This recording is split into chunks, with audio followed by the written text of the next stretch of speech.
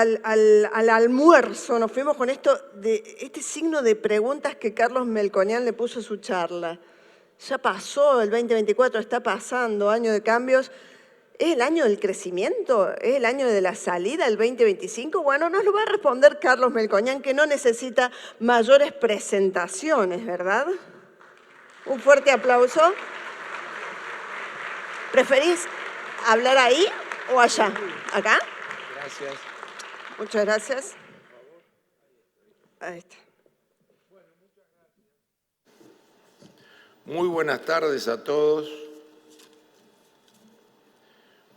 y muchas gracias a los amigos que me invitaron, que son testigos que el sí voy fue inmediato porque estoy lleno de amigos acá, así que es un gusto acompañarlos.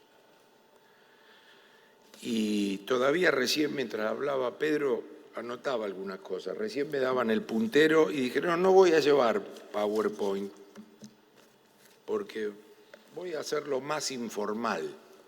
Igual por una cuestión de orden me preparé que no la voy a dar toda porque creo que nos vamos a tener que rajar en algún momento para no perder el vuelo, pero se me hace difícil, hay veces, dar una reunión, porque a mí me gusta hablar de todo, pero después donde voy quieren que hable de economía. En general hablo de economía política, porque no existe la economía sola, sin la política, y tampoco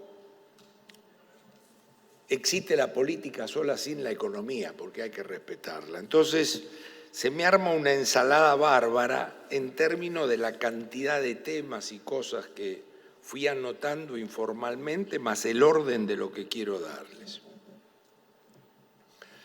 Es un gusto, además, personal estar acá hablando para PYME, porque yo me crié ahí. Así que no es que nací economista. Y además, mientras hice la carrera, laburaba en un negocio de barrio recontra PYME, no PYME. Así que hoy, dentro de los reportajes que di acá, me preguntó un periodista, me dice, ¿qué consejo le daría a una PYME? Y le dije que se levante y labure. ¿Por qué? Porque la verdad que ni el intendente de Lanús, Valentín Alsina, ni el gobernador, ni el gobierno nunca me dio nada a mí. Sin embargo, yo creo en eso. Entonces me dice, ¿cómo que se levante y labure? Sí, que se levante y labure. Entonces quiero hacer una reunión desde ahí. Este es un lugar ideal para quebrar el Boca River o crear recién para no meter la gamba dije el Talleres Belgrano. No me da para decir Racing Cruzeiro porque el ejemplo es otro, pero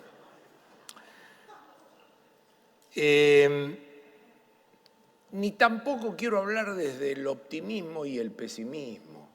No creo en esas cosas. ¿Saben por qué no creo en eso? Porque uno es optimismo 24/7. ¿Qué vamos a aclarar? ¿Yo soy optimista o pesimista? Siempre optimista. ¿Qué otra cosa puede existir? Pero me tocó venir varias veces acá y ustedes saben mejor que nadie que en Córdoba trabajamos 1 año y medio para hacer un programa económico y ponía la cara diciéndole al campo que no íbamos a bajar las retenciones. Me dijeron, che, no están puteando todo. Dije, ¿querés que mienta? Si querés digo que la bajamos y el 11 de diciembre no la bajamos. Y tuve que decirle a los industriales que no se pagaban las importaciones que irresponsablemente el ministro Massa había permitido. ¿Por qué? Porque no estaban los dólares. Y no me meto más con Fideo con Tuco, porque no quiero quilombo. Pero entonces las cosas hay que decirlas así. ¿Cómo es usted pesimista? No, soy recontra ultra optimista. Y si quieren empiezo por el final. Cuando se vayan de acá, salgan y laburen. Estuve mirando. Los muchachos de acá me adelantaron cuestiones en las que no pude asistir porque no llegué, pero creo que se habló de la encuesta. Y tenemos nuestras propias encuestas, otras 500 pymes. ¿De qué están preocupados? Bueno, los que quieren exportar están preocupados de la estabilidad cambiaria. ¿Yo voy a hablar de la estabilidad cambiaria? Claro. el que habla de la estabilidad cambiaria, está en contra de este gobierno? De ninguna manera. ¿Por qué quieren estabilidad cambiaria ustedes? Porque tienen cagazo. ¿Cagazo de este gobierno? No, de la historia argentina. ¿Cómo voy a venir y no hablar de la estabilidad cambiaria? ¿Y qué dijiste que se va a mantener? Voy a decir lo que me salga. ¿Por qué? Porque yo siempre he trabajado haciendo de cuenta que tengo que tomar decisiones para una pyme, para una mediana, para una grande. Entonces, ¿qué le preocupa? La presión fiscal. Entonces tengo que hablar de la presión fiscal. ¿Qué le dije recién a un periodista? Me dice, termina el ajuste, dije, no uses la palabra ajuste, pero no porque no se puede. Lo que tenemos que acostumbrarnos en el cambio cultural, no había nacido el presidente Milei todavía, de equilibrio fiscal, sin deuda y sin emisión. Y después hay que ir por más, porque para bajar los impuestos hay que seguir metiéndole por ahí. Si no, son imbajables los impuestos.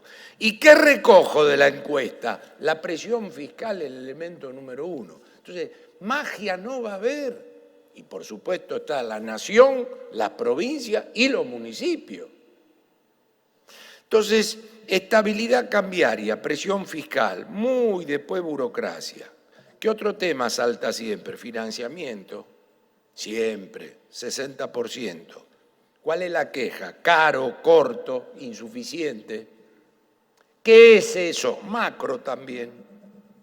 Bajar impuestos es macro, estabilidad cambiaria es macro, financiamiento es macro. Después vienen cosas nuevas que están hurgando ustedes, como hurgamos todos, porque no nos queremos quedar. Por eso es muy importante acercarse a los jóvenes, no para que boludeen con el teléfono, para meterse en la transformación digital, tecnológica, no en lo tuitero y todo eso. Pero hay que seguir este tema. ¿Por qué? Porque he visto que todos ustedes están en una iniciación confusa, difusa, diversa. Quieren sistematizar y deben. Porque algún día van a caer en la crisis del crecimiento, algún día van a querer dejar de ser pyme. Y el día que quieran dejar de ser pyme, van a venir 2 o 3 años donde no van a ganar guita, porque cuando pasás de pyme con picardía a menos pyme, hay 2 o 3 años que no gana guita. Decís, qué boludo, me hubiera quedado como estaba. Pero no lo dejen, vayan. Entonces, esas son cuestiones institucionales. Ninguno de ustedes tiene cuestiones institucionales, gerente institucional. ¿Por qué? Porque esos son para las grandes. ¿Para hablar con quién? Con los Pedro. ¿Por qué? Porque hay que seguir hablando con los gobiernos y los gobiernos tienen que seguir interviniendo. ¿Quién lo dice? Un liberal. ¿En términos de qué? De que no se jode ni con la guita ni con la joda. Pero están los gobiernos. Y tengo gerente de relación institucional, sí, no para perder tiempo para ir a mangar, sino para ver cómo se te ayuda. También lo he visto en las encuestas. Y después viene algo que recién escuché a quien me precedió. Dijo, todos tienen una sana y buena expectativa. Por supuesto, hay que ser turro para no tener una sana y buena expectativa, pero hay que laburar para tener la estabilidad. ¿Por qué? Porque necesitamos una inflación manejable. Entonces, me preocupo cuando hoy dicen, esto es casi un título, porque vos podés hablar y romperte el traste 40 minutos, ser moderado, encontrar el equilibrio, pero te ponen el título después. Me preocupa cuando dicen que el presidente logró quebrar la inflación, porque 3 a la 12 da 40 todavía. Y 40 son 10 años de inflación en otro país. Claro, como es manejable, con cabeza argentina 3 por mes, somos Gardel. Y es donde Cristina le entregó a Macri. Mirá cómo vas naturalizando y te vas acostumbrando. Por lo tanto, es una gran reunión esta, donde se tienen que ir con todas las pilas, en términos de saber que, bueno, se juntaron, vieron que vienen bien, que los problemas de ustedes son los problemas del resto y que tienen que seguir laburando. Y que estas cosas van a llevar tiempo. Me tocó hace un poquito hablar antes de los candidatos a presidente, tipo de cambio, que ahora lo voy a tocar. Antes de los candidatos a presidente de Uruguay. Por supuesto me sentía, los escuchaba y parecía Dinamarca, no Uruguay. No se puteaban, no se carajeaban, hablaban bien, entre la izquierda y la derecha casi no había diferencias.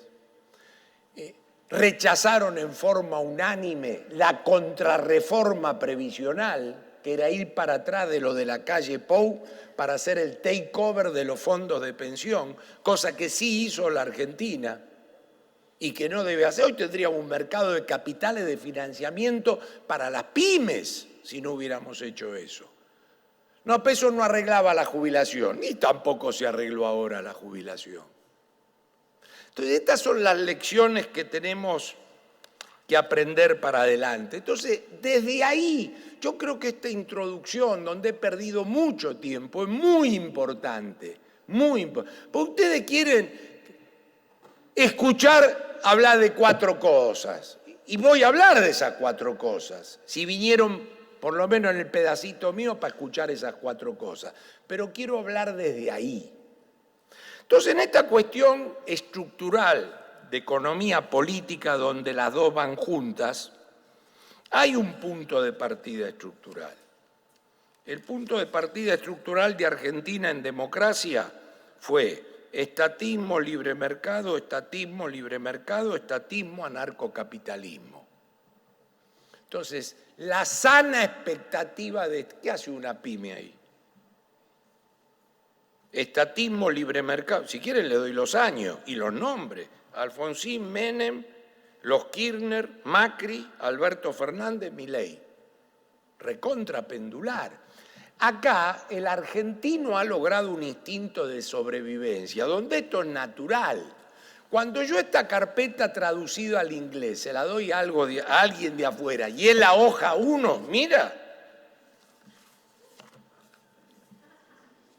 Y el tipo pregunta qué viene y cuándo cambia. Entonces le tenemos que regalar los Rigi. ¿Por qué? Porque los Rigi, ojalá, piden Rigi ustedes en la encuesta.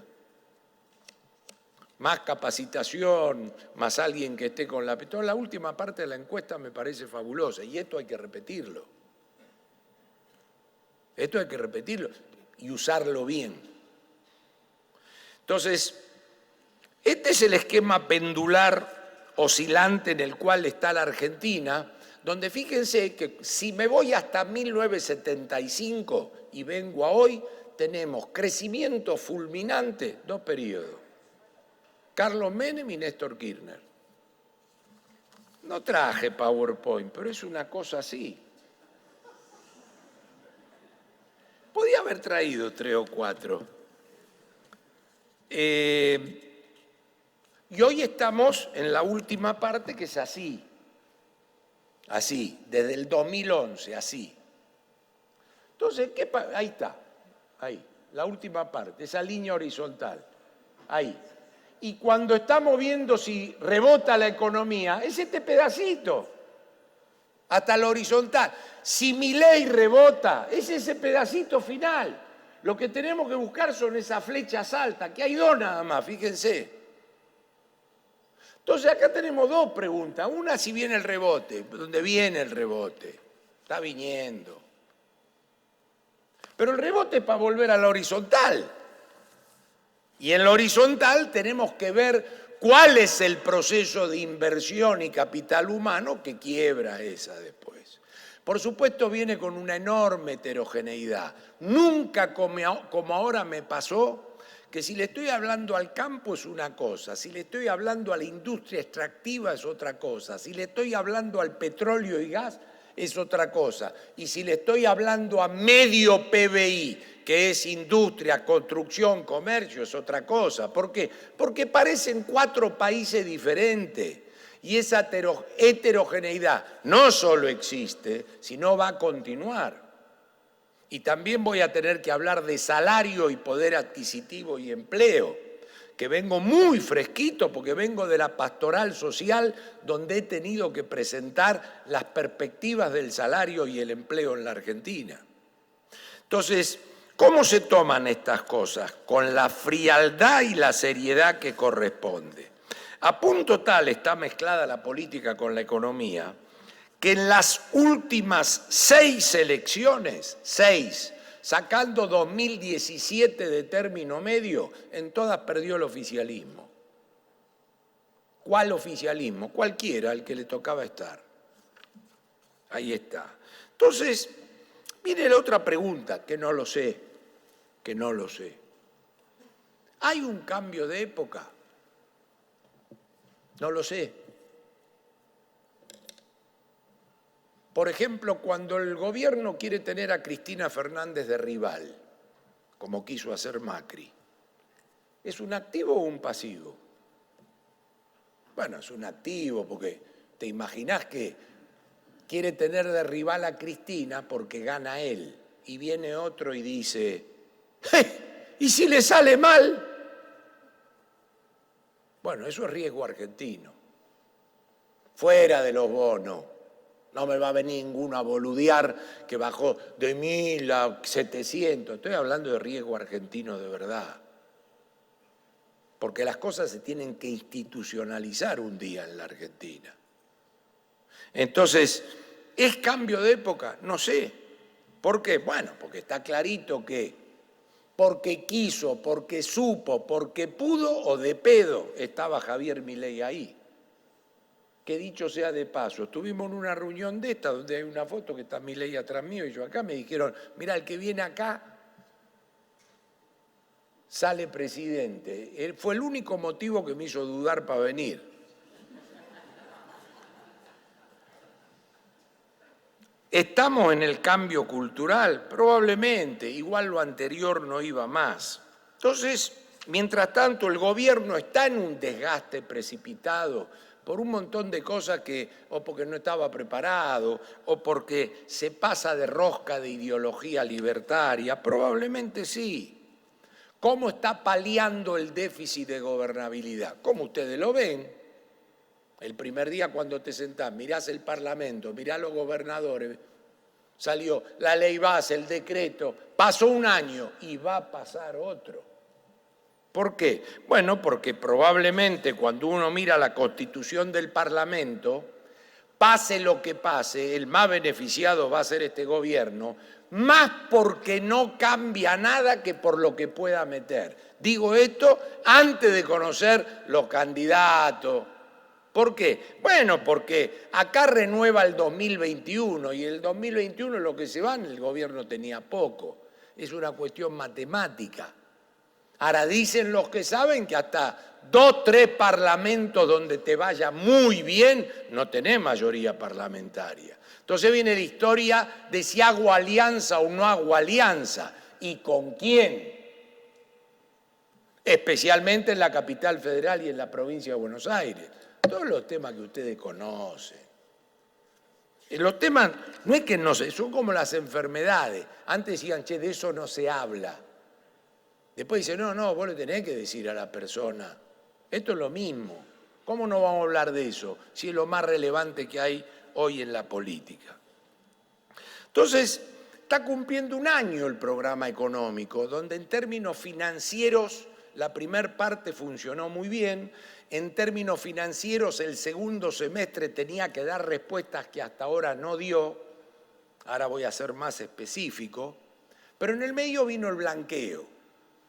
Y el blanqueo, al cual más o menos sabíamos lo que iba a ser, no es ni récord ni se quedó corto, tal lo esperable, era lo que nosotros llamábamos legalización popular en nuestro programa, al cual le falta todavía la bimonetariedad formal, pero eso lo podemos hablar en otro momento. Bueno, ha dejado un signo de interrogación abierto en términos de que aparecen un montón de dólares, pero que tienen uso limitado, porque esos dólares son de la gente, no del gobierno. Y este gobierno no ha tenido más remedio después del mes de junio que caer en las generales de la ley en la que cayó el anterior gobierno desde 2021 y está usando parte de los dólares de la gente porque tiene reservas negativas, como tuvo el anterior gobierno. Una naturalización que personalmente no me gusta. Hay veces que cuando se discute si se va o no el cepo, y esa ansiedad, digo, ¿cómo se puede razonar y preguntar si se va el cepo si las reservas no solo no hay, son negativas? Y negativa significa que le estoy tomando los dólares a la gente, pero no estoy haciendo ninguna denuncia y no hay corrida bancaria. Porque esto ocurre desde agosto del 21 en la Argentina. Por supuesto, con grandes compras de dólares, este gobierno en el primer semestre las positivó a un poquito, y luego, como no ha arreglado todavía el sector externo, el financiamiento, hasta que llegó el blanqueo, tuvo que entrar en reservas negativas de nuevo. Entonces, ¿cómo es esta conversación? Así, civilizada, normal, no de corrida, pero sí sabiendo cómo es la realidad. O sea, cuando me preguntan si levantan el cepo, yo digo, como cosa global, no. Tenemos que discutir todavía eso. ¿Por qué?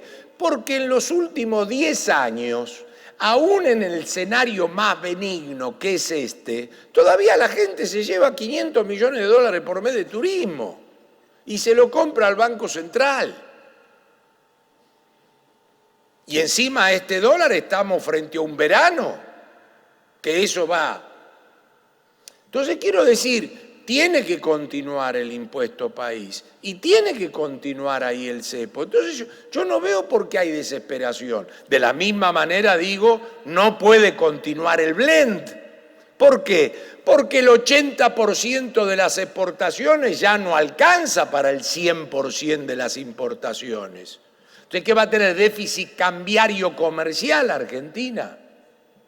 Y el valor del dólar lo quiero discutir ahora aparte. Entonces, como ven, el cepo es algo, no una sola cosa, varias cosas, en la que hay que ir llevándola, hay que ir dando agenda. No es de blanco o negro el tema.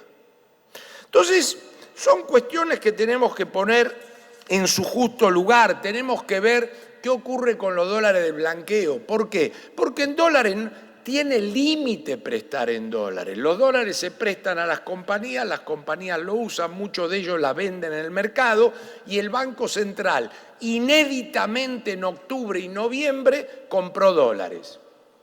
A todos aquellos que creíamos que no compraba dólares, incluido el propio Banco Central. Fue inédito.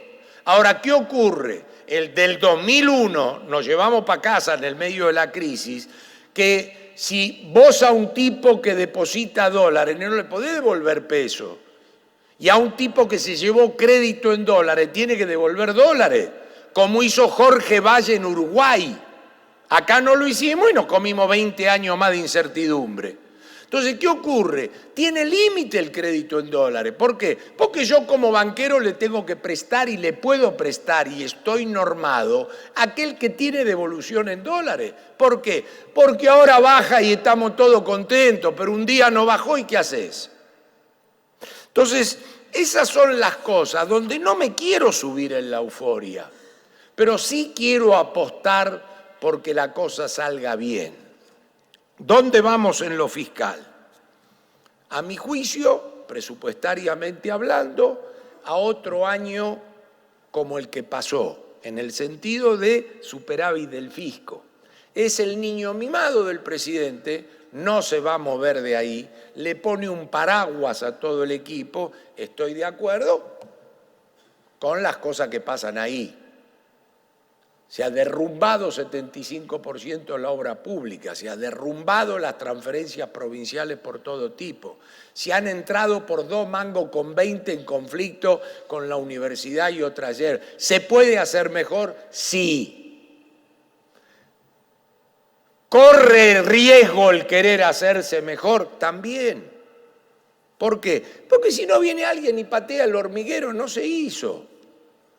Yo cuento estos ejemplos, no para una de cal y una de arena, para que sepan que las cosas cuando uno las dice, está viendo lo otro también. Esto no es dogmatismo, esto es práctica. ¿De qué? Bueno, de saber que es otro año. Si me ciño al título tengo que hablar de resultados, pero eso es actividad e inflación, viene después. En el fisco esto va a continuar. Lo que sí tienen que saber, que si el año 24 se jugó con 4 delanteros el fisco, el 2025 se juega con 4 arqueros. ¿Por qué? Porque los licuados van a venir a deslicuar. Pero lo que más me preocupa acá, en esta reunión, no es decirles que el gasto público en términos reales va a tratar de mantenerlo, porque la garantía de eso es el presidente. Si el presidente afloja ahí, afloja el mandamiento número 1. El tema es ingresos.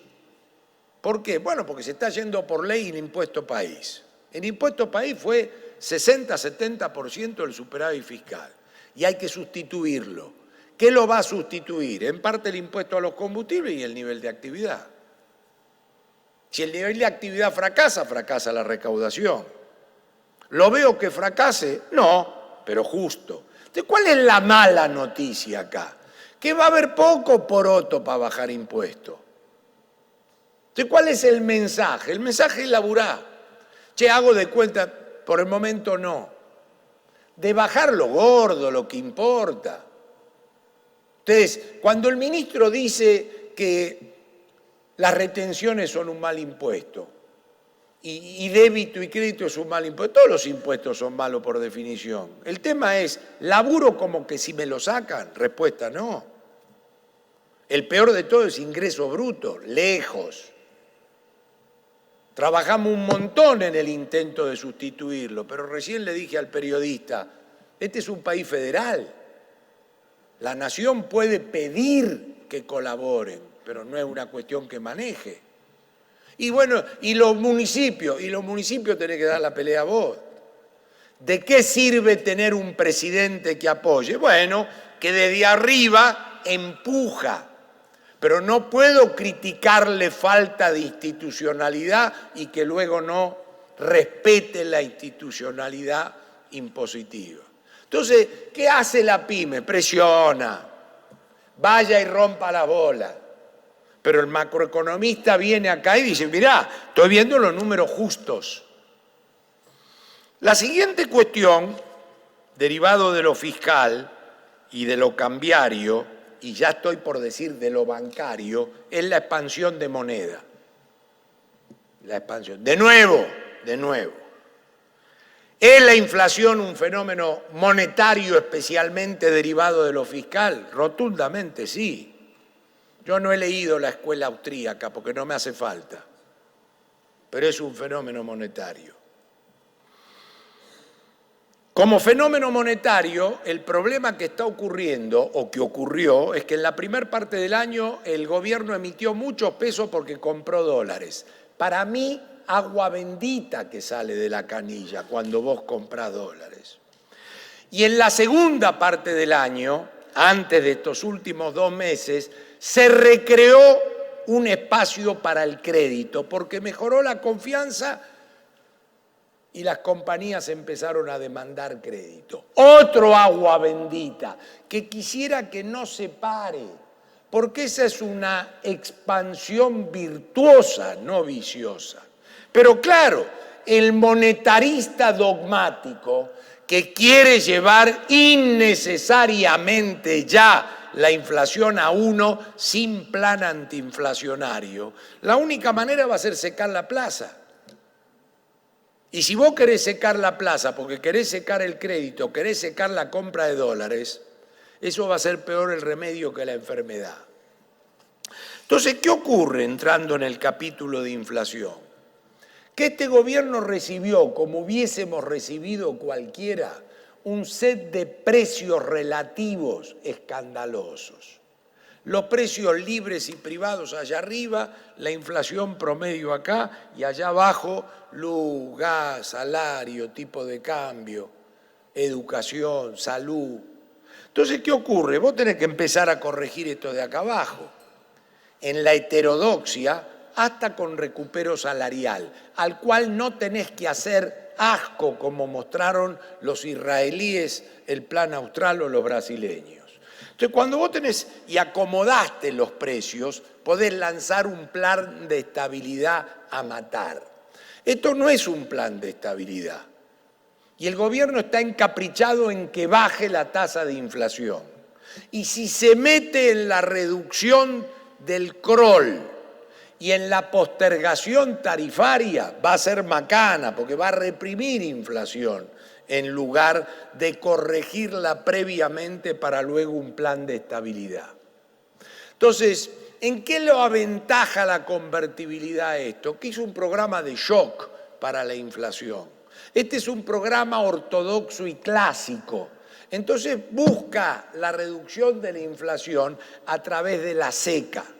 Entonces, ¿qué ocurre ahora en estas mentes? Va a haber lo que los gringos llaman un trade-off, o una cosa o la otra, en términos de seguir reduciendo la tasa de inflación vía el nivel de actividad.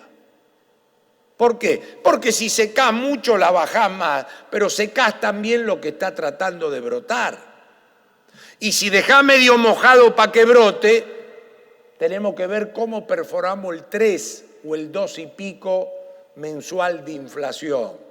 Y lo digo con un respeto inmaculado a la investidura presidencial, porque en mi casa me enseñaron a respetar a la investidura presidencial, no a González, a García, a uno sí y a otro no. Entonces, desde ahí, no existe que estamos en 2 porque el crawling peg, más 0,5 la internacional, menos 0,3 la inflación, ya estamos en 8 anual, el récord de la humanidad. No existe. No entremos al pedo en esas cosas.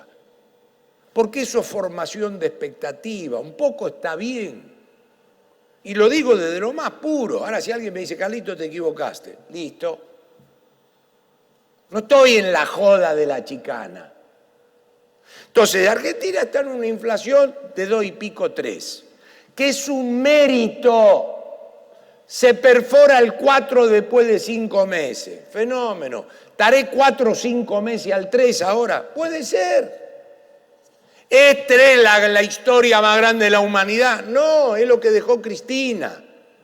Entonces, esa es la manera madura y ordenada de tomar. ¿Por qué? Porque ustedes cuando salen de acá tienen que tomar decisiones y no se pueden ir engrupidos. Entonces, ¿dónde estamos? Estamos mucho mejor que antes. ¿Por qué?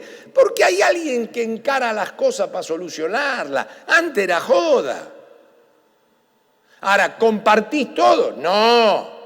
Montones de cosas y la digo. Sin ningún temor porque vivimos en una democracia. Entonces, ¿hay espacio para seguir creciendo el crédito? Sí, y mucho. ¿De qué depende? De la confianza. ¿Hay espacio para seguir creciendo los depósitos? Sí, y mucho. ¿De qué depende? De la confianza. Entonces, este es el camino para seguir mejorando. De nuevo, es un camino clásico, ortodoxo, que aún desde el liberalismo no compro, pero yo no tengo que venir a explicar lo que me gustaría a mí, sino a dónde está yendo el gobierno. De nuevo, va a ser lento. No me gustaría reprimirla la inflación. No estoy desesperado porque el fin de año termine al 1 mensual. Prefiero que termine al 3 y se sigan corrigiendo los precios relativos con visión de futuro. Nivel de actividad, ¿va a haber rebote? ¿Va a haber rebote? No pongo el VAR. Hay un campeonato tan pelotudo, de ver si vino cemento, si salió auto, si la cuarta semana de junio parece que paró, que tomo el desestacionalizado y da 0,1 arriba. Toda una cosa de esa tropa de medios y periodismo. No se metan en eso. La economía va a rebotar. ¿Por qué? Porque rebotaba con Cristina, rebotaba con Alberto, rebotó con Macri. que fue el que tuvo 2 años donde no rebotó por el ajuste con el Fondo Monetario.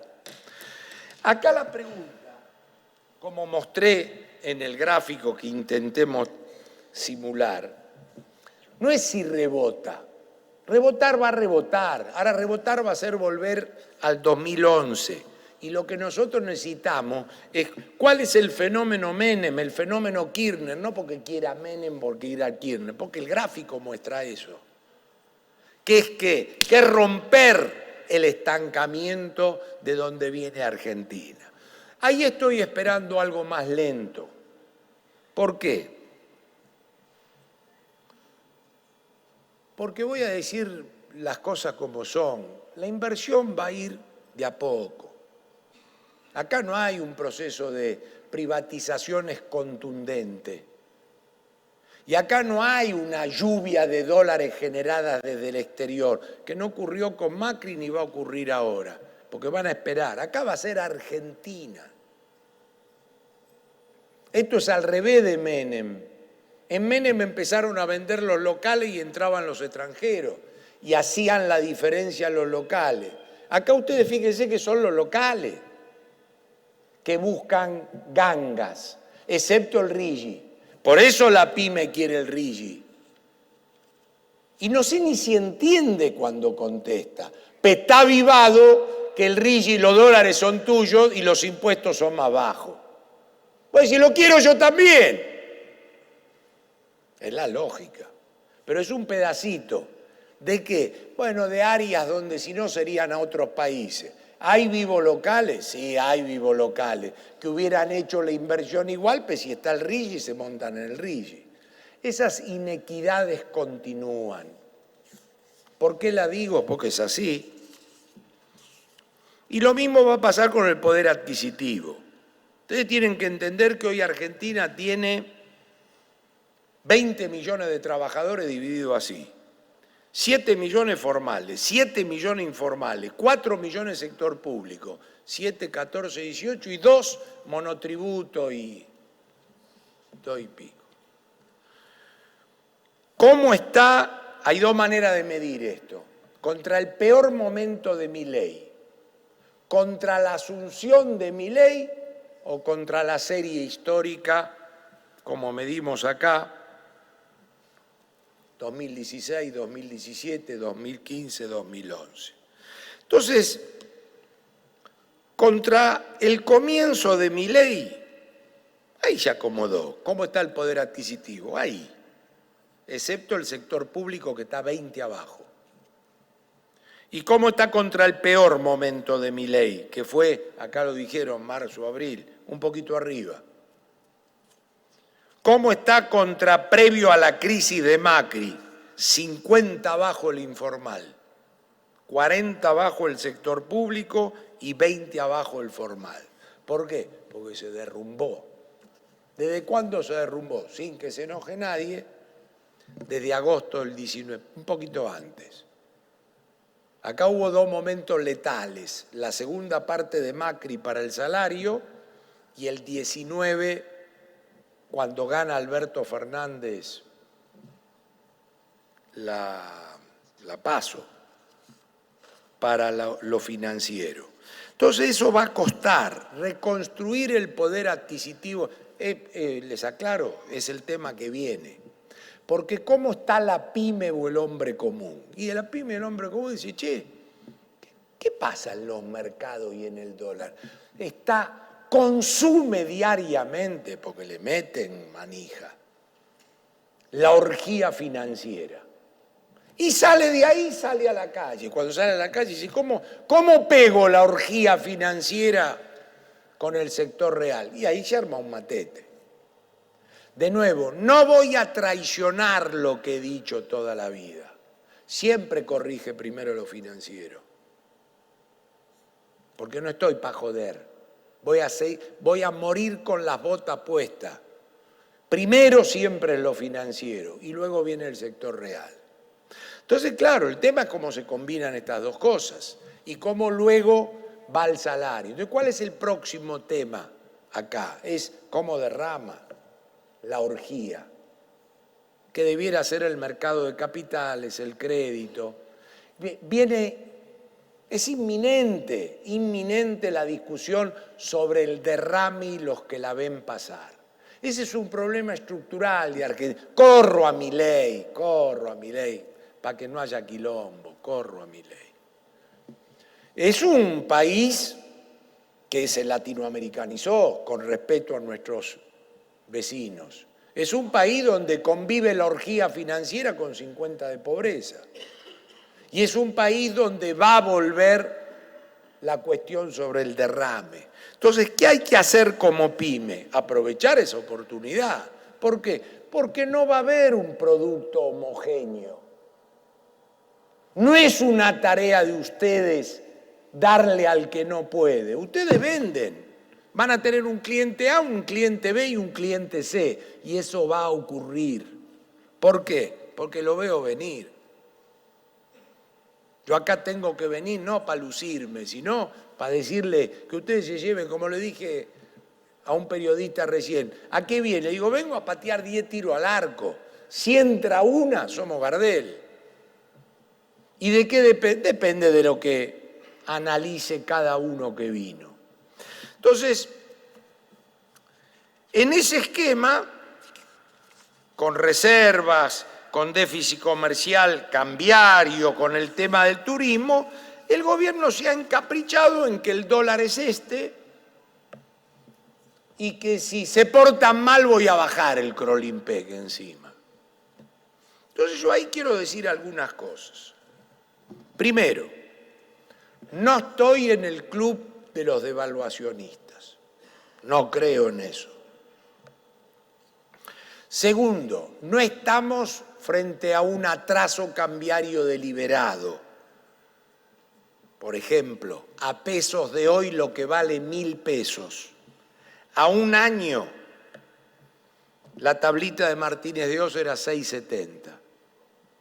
A un año, la convertibilidad era 7.70. A un año, Macri era 800. Y a un año, esto es 1.000.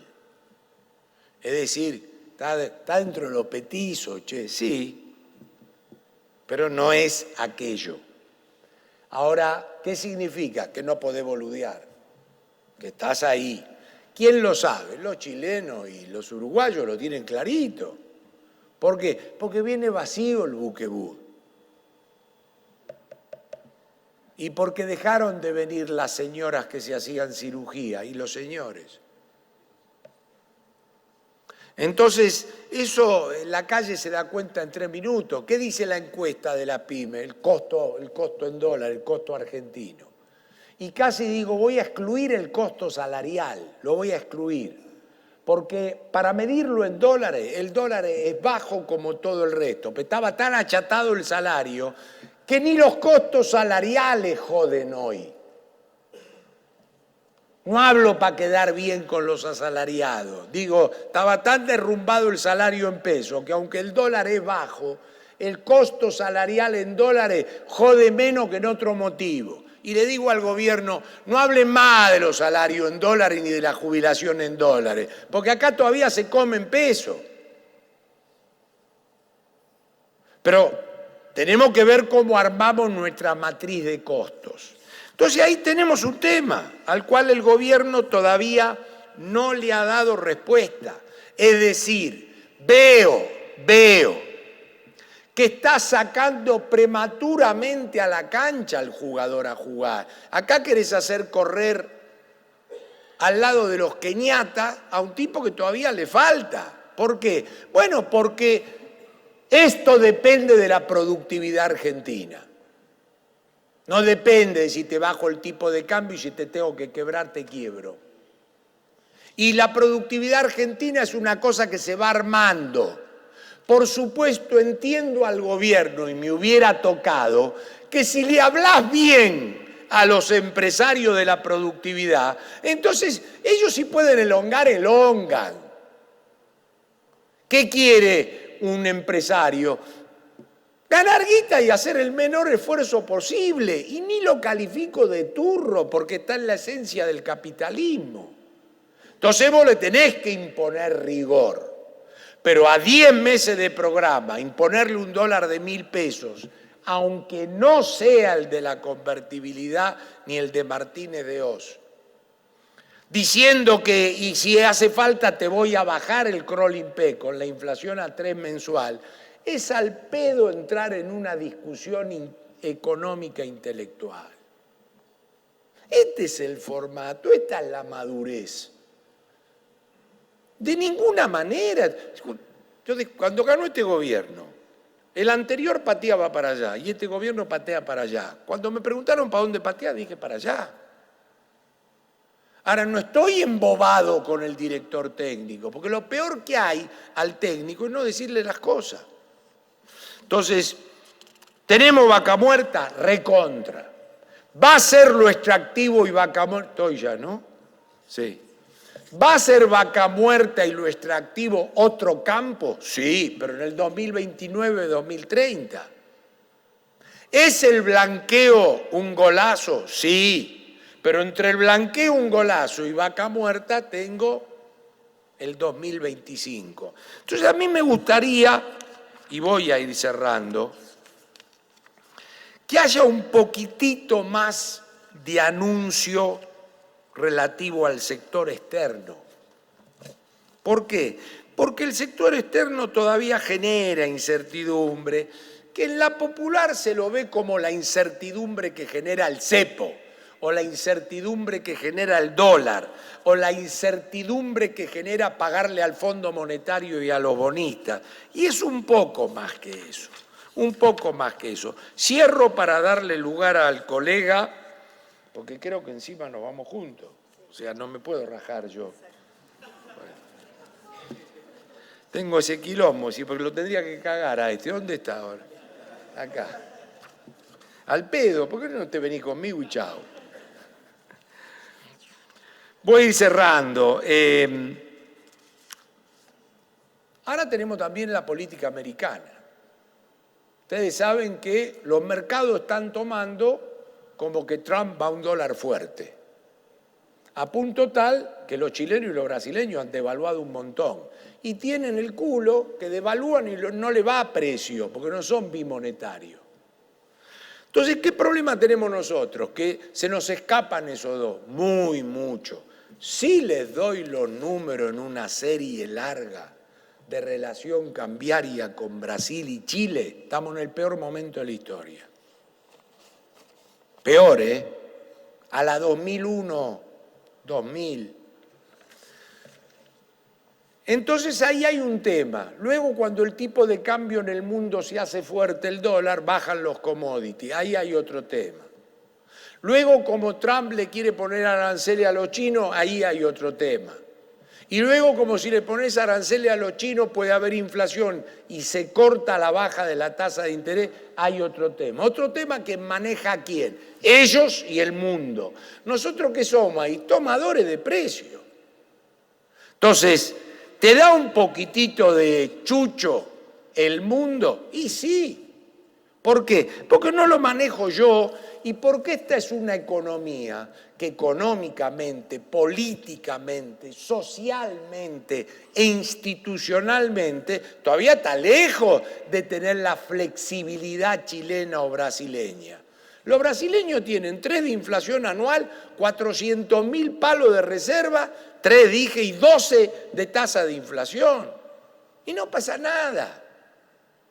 Entonces, todavía estamos lejos de eso, se nos va a mezclar, que creo que habló Sergio, algo debe haber dicho, de una melange que tengo acá, que es la política en el 2025, porque no sé quién juega con quién, cuánto tiene cada uno, quién puede ganar.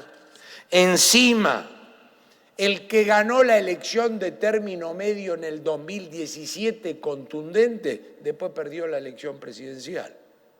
Y el que ganó la 2021 y quien ganaba la interna era el próximo presidente de Argentina, perdió frente a Milei. O sea, digo, no, porque el que gana la elección de término medio va como un chifle, no muestra eso la historia. Es decir, El presidente Milei está con la obligación de quebrar la estanflación. Si quiebra la estanflación, va a ser reelecto. Y si no quiebra la estanflación, no. Por supuesto, no veo otros caminos extremos. Creo que está muy madura la sociedad argentina. Ha estado muy madura en el 2009, en el 2013, en el 2015. Casi digo en el 2023 porque encontró esta historia. Y yo creo que en los próximos seminarios, que le digo a los organizadores, esto tiene que seguir. Esto tiene, porque yo conozco el paño hace 30 años. Acá hay un montón de gente que no contrata a un economista para que le vaya a hablar, un político, una jornada, un funcionario. Y acá ustedes han logrado eso. Por eso eso tiene que seguir. Y nos va a quedar más cosas.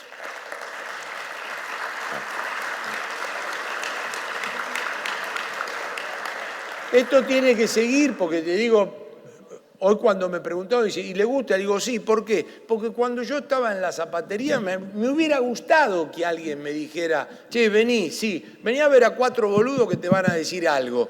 Y si te sirve, y si no te sirve, lo dejás. Y encima te preguntan qué problema tenés, ¿cómo lo vas a seguir?